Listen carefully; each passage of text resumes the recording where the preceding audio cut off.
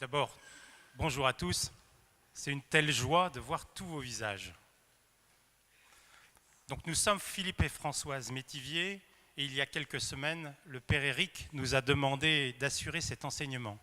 Notre première réaction, ouf! Et puis nous avons décidé de faire confiance et je suis sûr qu'avec vos prières, ça va très bien se passer.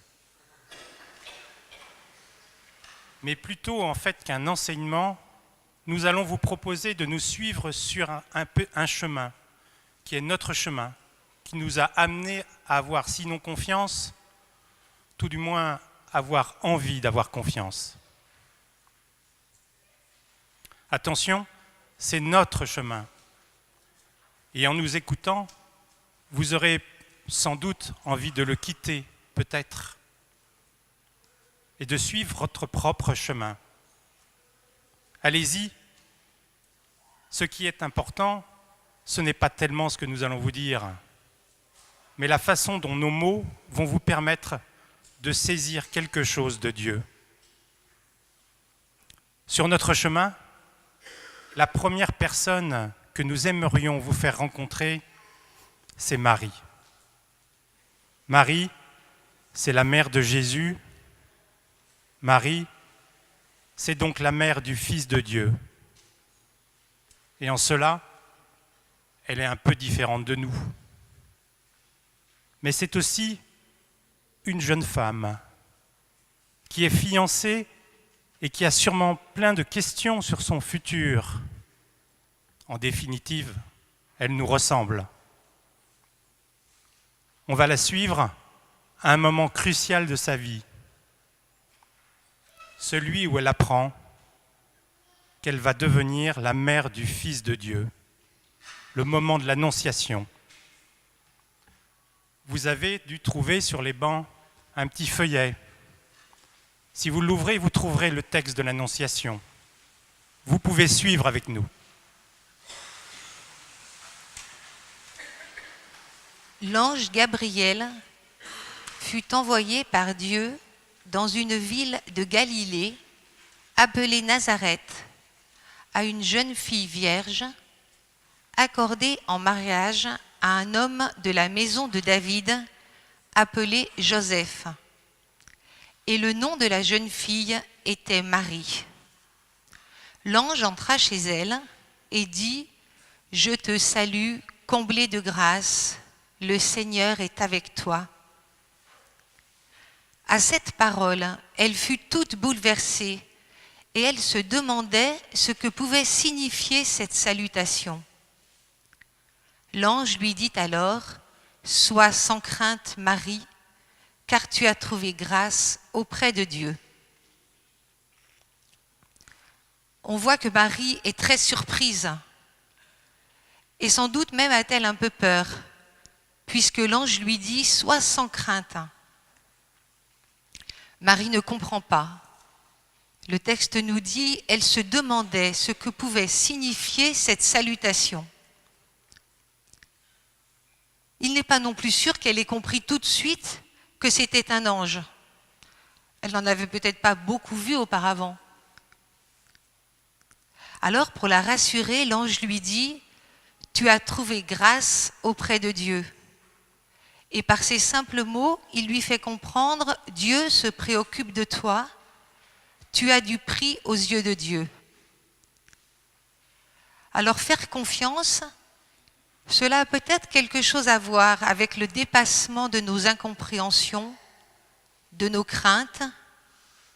Et pour ça, nous avons besoin de nous entendre dire, nous avons besoin de croire que Dieu se préoccupe de nous, qu'il nous aime et qu'il a besoin de nous. C'est ce qui va nous permettre de surmonter nos peurs et d'ouvrir nos cœurs à ce que Dieu a à nous dire. Et d'ailleurs, Jésus le dira lui-même plus tard à ses disciples : « Confiance, c'est moi, n'ayez plus peur. » Alors aujourd'hui, le problème, c'est que Dieu ne nous envoie pas d'anges pour nous dire « Je t'aime, tu as trouvé grâce à mes yeux, tu es béni. » Est-ce qu'on en est sûr ? Je vais vous raconter ce qui m'est arrivé dans cette église un jour où j'étais désemparée. Le père Éric m'avait demandé de devenir responsable de la communication de la paroisse. J'étais un petit peu submergée par l'ampleur de la tâche et j'avais réalisé un panneau à mettre dans l'église. Une vraie catastrophe, ce panneau. Et j'étais par terre, accroupie au fond de l'église, en train de remballer mon panneau. Et à ce moment-là, il y a une femme qui est entrée dans l'église. Je ne la connaissais pas. Elle s'est approchée de moi. Elle m'a saluée et elle m'a dit « Je suis envoyée par Dieu pour vous dire, vous êtes bénis. » Alors un jour, je raconte ça à un prêtre que je connais. Il me dit « C'est incroyable, il y a plein de gens cinglés dans les églises. » Et peut-être effectivement que c'était une femme, comme on dit, dérangée. Mais là n'est pas la question. Sa parole m'a remise debout. Elle m'a permis de reprendre conscience que oui, j'étais bénie de Dieu. Elle a été pour moi le messager de Dieu. Et quel est le mot employé dans la Bible pour le messager de Dieu? C'est le mot ange. Donc pour moi, c'était un ange. Et Marie, devant cet ange qui arrive chez elle, elle a donc un peu de crainte, mais elle accepte qu'il la rassure. Elle ne comprend pas, mais elle accepte d'écouter ce que l'ange a à lui dire. Alors écoutons-le nous aussi. Voici que tu vas concevoir et enfanter un fils. Tu lui donneras le nom de Jésus. Il sera grand. Il sera appelé Fils du Très-Haut. Le Seigneur Dieu lui donnera le trône de David son père. Il régnera pour toujours sur la maison de Jacob, et son règne n'aura pas de fin. Marie dit à l'ange, « Comment cela va-t-il se faire, puisque je ne connais pas d'homme ?» Ça y est, la petite machine est lancée dans le cerveau de Marie. Elle imagine ce que l'ange lui annonce. Elle anticipe tout ce qui peut lui arriver. Et bien sûr, ça lui paraît un peu impossible. Impossible d'avoir un enfant sans avoir eu de relations sexuelles. Dans la Bible, c'est ça, connaître un homme. Avec nos raisonnements humains et nos possibilités humaines, l'annonce de l'ange, c'est juste n'importe quoi. Et pour nous, c'est pareil. Quand nous commençons à imaginer, à anticiper, il y a tellement de choses qui nous paraissent impossibles. Faire confiance, c'est donc de l'ordre du risque, du pari. Et sur ces notions de risque, nous avons été enseignés par ma tante, qui a 93 ans. Elle habite un appartement au 2e étage sans ascenseur.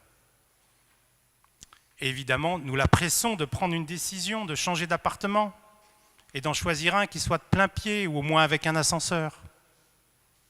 Et du coup, nous avons commencé à chercher pour elle, à faire le tour des agences immobilières, bref, à agir. Et là, un jour, Tata Jeanne de nous dire « Si j'ai bien compris, en restant chez moi, je prends le risque qu'un jour, je ne puisse plus y rester. Et alors, il faudra m'envoyer en urgence en maison de retraite. Et alors, si malgré tous ces désagréments, Dieu m'attend là ?» Ça nous a fait un peu réfléchir. En fait, Tata ne refuse pas de voir la réalité des choses en face. Elle refuse simplement de se laisser conduire par la crainte. Elle accepte le risque de la maison de retraite qu'elle n'aura pas choisi. Elle fait confiance à Dieu. Elle sait que quoi qu'elle ait à vivre, Dieu sera là avec elle. Écoutons maintenant ce que l'ange répond à Marie. L'ange lui répondit, « l'Esprit Saint viendra sur toi et la puissance du Très-Haut te prendra sous son ombre. C'est pourquoi celui qui va naître sera saint. Il sera appelé Fils de Dieu. Or, voici que dans sa vieillesse, Élisabeth, ta parente, a conçu elle aussi un fils et en est à son 6e mois, alors qu'on l'appelait la femme stérile. Personnellement, je suis émerveillée par la pédagogie de l'ange, parce qu'il se rend bien compte que ce qu'il est en train d'annoncer à Marie paraît effectivement impossible. Alors qu'est-ce qu'il fait? Il lui donne un signe. Il lui dit « Va voir ta cousine. Elle était stérile et elle est enceinte. Tu vois bien que la puissance de Dieu peut vraiment faire des merveilles. » Et nous, c'est pareil. Dieu nous a donné des signes sur notre route. Et je vais vous en partager un qui est très émouvant pour moi. Donc voilà, je vous demande d'excuser par avance mon émotion. C'est un signe qui nous a été donné à travers nos enfants. Il y a 6 ans, notre fils et notre belle-fille ont appris que l'enfant qu'ils attendaient était atteint d'une pathologie bizarre. Les médecins n'avaient aucune idée de l'état physique et intellectuel que ce bébé aurait à la naissance, ni même s'il serait capable de vivre. Mais nos enfants étaient sûrs que quoi qu'ils aient à vivre, Dieu serait à leur côté pour les aider. Le jour de l'accouchement arrive, avec toutes ces incertitudes. L'accouchement est long, très difficile physiquement, psychologiquement, émotionnellement. À un moment, notre fils sort de l'hôpital. C'est trop dur, il n'en peut plus, il a besoin d'air. Il entre dans le jardin du Luxembourg à Paris et là, il croise le prêtre qui l'a accompagné pendant ses années de lycée, 10 ans auparavant, à l'autre bout de la France. Par hasard, ce prêtre était à Paris ce jour-là. Par hasard, il était allé faire un tour au jardin du Luxembourg. Par hasard, il en sortait au moment où notre fils y entrait. Par hasard, il empruntait la même porte. Par hasard ou grâce à Dieu. Mais revenons à Marie, car l'ange conclut, car rien n'est impossible à Dieu. En fait, c'est simple. Rien n'est impossible à Dieu. Rien n'est impossible à Dieu. On voit bien alors que dans cette histoire de confiance et de risque, avoir Dieu à nos côtés change tout. Dieu est là lorsque nos capacités humaines atteignent leurs limites. Il est là pour nous épauler quand nos vies deviennent difficiles, pour transformer nos cœurs, pour changer nos comportements, pour nous rendre capables de pardonner. Mais il y a quand même une condition, forcément. C'est simple, mais écoutons la réponse de Marie. Marie dit alors, « Voici la servante du Seigneur. Que tout m'advienne selon ta parole. » Alors, l'ange la quitta. Voilà le cœur du sujet. Faire confiance, c'est décider de faire confiance. C'est dire oui à ce que Dieu veut faire en moi. C'est accepter de prendre le risque, malgré mes incompréhensions, mes craintes. Pas de doute, il faut plonger. Notre chance, c'est que nous sommes sûrs qu'il y a de l'eau dans la piscine. Que cette histoire de confiance en Dieu, ce n'est pas une invention des hommes. Les mots confiance et foi ont la même racine. En latin, fides. La vraie confiance et la foi, c'est donc la même chose. Continuons à nous plonger dans la Bible pour voir comment Jésus nous guide dans cette démarche de confiance.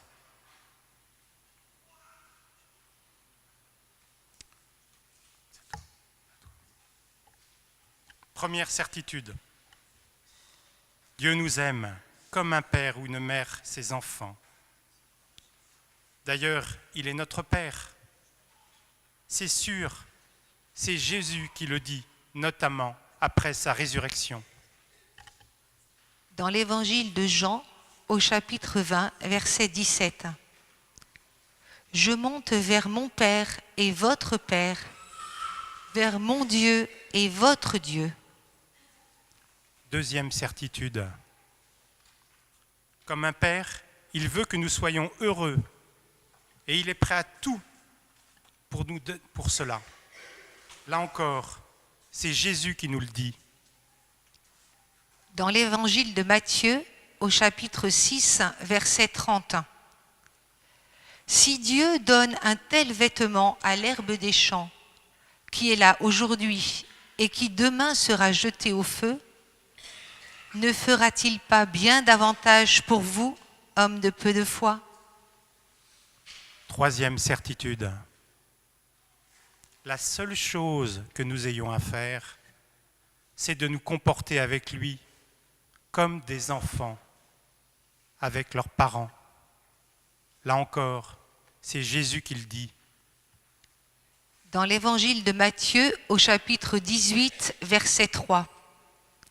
Si vous ne changez pas et ne devenez pas comme les petits-enfants, vous n'entrerez pas dans le royaume des cieux. Ceci, ce sont les paroles de Jésus. Essayons de voir maintenant ce que ça peut signifier dans notre vie de tous les jours, en regardant autour de nous des personnes qui un jour, pour une raison précise, ont décidé de faire confiance à Dieu. Pour être discret, nous avons changé les prénoms. Regardons Jean-Louis. Son travail se passe mal. Il ne sait plus comment faire pour que travailler ne soit plus une souffrance. Il décide de prier tous les jours pendant 9 jours, on appelle ça une neuvaine de prière, de prier pour que Dieu l'aide à améliorer les choses. Et, au milieu des 9 jours, il est licencié. Incompréhension. Est-ce comme cela que Dieu s'occupe de lui ? Comme cela qu'il l'aide à mieux vivre son travail ? Jean-Louis décide néanmoins de poursuivre sa neuvaine de prière, sûr que Dieu ne lui veut que du bien. Et au bout de la neuvaine, une proposition de création d'entreprise lui est faite, qui ne lui aurait sans doute pas été faite s'il avait continué à travailler. Ce que l'histoire de Jean-Louis nous apprend, c'est que nous ne pouvons pas préjuger de ce que Dieu va faire pour nous. Accepter de lui faire confiance, c'est accepter de ne pas comprendre son action dans nos vies. Accepter de lui faire confiance, ce n'est pas une assurance contre les épreuves de la vie. Regardons maintenant Arthur. Il a 10 ans. Il est atteint d'un cancer et toute sa paroisse prie pour sa guérison. Tout est mis à l'œuvre, pèlerinage à Lourdes, veillée de prière, sacrement des malades. Le curé de sa paroisse, un de nos amis proches, nous témoigne. On a tout fait. J'étais sûr que Arthur allait guérir. Et Arthur décède. Bouleversement chez notre ami jusqu'au jour où il se rend compte que lors de la messe des funérailles d'Arthur, plusieurs enfants non baptisés sont touchés. et viennent ensuite le trouver pour demander le baptême. La mort d'Arthur, douloureuse pour ses proches, incompréhensible pour tous, devient leur source de vie pour ces enfants baptisés. Attention, nous ne voulons pas dire que Dieu a voulu faire mourir Arthur pour toucher le cœur de ses copains. Dieu est amour. Il n'est jamais du côté du mal, du côté du malheur. Mais nous croyons qu'il est capable de transformer le mal pour en faire sortir un bien. Pour moi, c'est cela aussi la force de la résurrection. Regardons enfin Delphine. Nous lui proposons de rejoindre l'équipe d'accueil à l'entrée des messes et sa première réaction est de refuser. Elle n'est pas physionomiste, elle se sent incapable d'adresser la parole à quelqu'un qu'elle ne connaît pas. Bref, elle pense que ce service n'est pas pour elle. Après un temps de réflexion, elle accepte néanmoins de faire confiance à Dieu et lui demande de l'aider à trouver les mots que les personnes qu'elle va rencontrer attendent peut-être. Et ça marche. Plus les dimanches passent et plus Delphine est touchée par les visages rencontrés. Bien sûr, elle n'est pas devenue physionomiste d'un seul coup. Et il lui arrive régulièrement de dire « Ah, bonjour, il ne me semble pas vous connaître » à quelqu'un qu'elle a déjà salué le dimanche précédent. Mais ce n'est pas très grave. La confiance qu'elle a mise en Dieu lui permet de ne plus être paralysée par ce petit handicap. Nous voici au terme de ce chemin que nous avions envie de parcourir avec vous. Nous voudrions vous dire quelques mots sur ce que faire confiance a changé dans nos vies. Faire confiance nous permet de libérer notre esprit et notre cœur des soucis, interrogations, appréhensions qui les encombrent. Nous trouvons une sérénité, une paix qui nous aide à vivre l'instant présent. Néanmoins, les tracas de la vie quotidienne nous rattrapent tellement souvent. Et nous avons constamment besoin de nous rappeler que Dieu nous aime et que c'est lui qui nous fait confiance en premier. La prière personnelle, la pratique des sacrements nous sont indispensables pour garder cette confiance. Enfin, cette confiance en Dieu nous a apporté une joie profonde. Et cette joie se voit. Je vais vous raconter ce qui m'est arrivé la semaine dernière à Lourdes. Nous étions en pèlerinage au pèlerinage du Rosaire, et par hasard, j'ai croisé plusieurs fois le même prêtre dominicain que je ne connaissais pas. Je lui faisais un sourire. À la troisième fois, il s'arrête et il me dit « Je ne sais pas pourquoi, mais votre sourire me fait du bien. » Je lui réponds « Vous savez, c'est pas grand-chose. » Et lui de me redire « Souvent, il suffit d'être là. » Nous sommes sûrs que c'est cette paix, cette joie, cette sérénité que Dieu veut nous donner. Pour cela, nous essayons de ne pas avoir peur, nous essayons de lui faire confiance. Jésus l'a dit à ses amis, il nous le redit aujourd'hui à chacun d'entre nous. Confiance, c'est moi, n'aie plus peur. Regarde l'étoile, invoque Marie. Si tu la suis, tu ne crains rien. Regarde l'étoile.